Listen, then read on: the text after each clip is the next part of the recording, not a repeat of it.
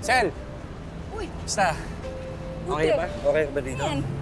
Dalang pagkain para sa'yo. Sabay na tayo. Makain, no? Gutom na ba? Tapusin ko lang to. Pero sabay na tayo kumain. Ano? Sabay Kumain na tayo. Dali muna, ang dami ko pang nibenta. Rosel, anak! Kailangan mo itong makita. Si Gracia ang dahilan ng pagkaka-aksidente natin. Eh, hindi nga pwedeng malaman, di ba, na kaya nakuryente sila Rochelle dahil nagpakabit tayo ng jumper sa kuryente nila. Manginibig ka nga. Kumain ka din naman ah. Tuwan-tuwa ka pa nga nung nakuryente sa Rosel eh. Ay, naku, Myung, huwag ka maingay. Siya ang dahilan kung bakit tayo na kuryente. Bakit ako naputulan ng daliri? Magbabayad ang babae na to. Ako mismo ang paniningil sa kanya.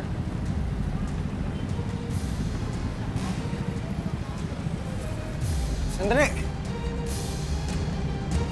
Bumili ka na. Bigyan kita ng discount. Gracia! Gracia, saan ka? Lumabas ka dito, hayop ka! Napakawalang yamong babae ka, ha? Ikaw ang may dahilan kung bakit muntik kaming mamatay. Anong problema mo, ha? Ang ganda-ganda ng araw ko sinisira mo. Hindi lang yung araw mo sisirain ko, pati yung pagmumukha mo! Ay! Ka! Ay! Dito, dito.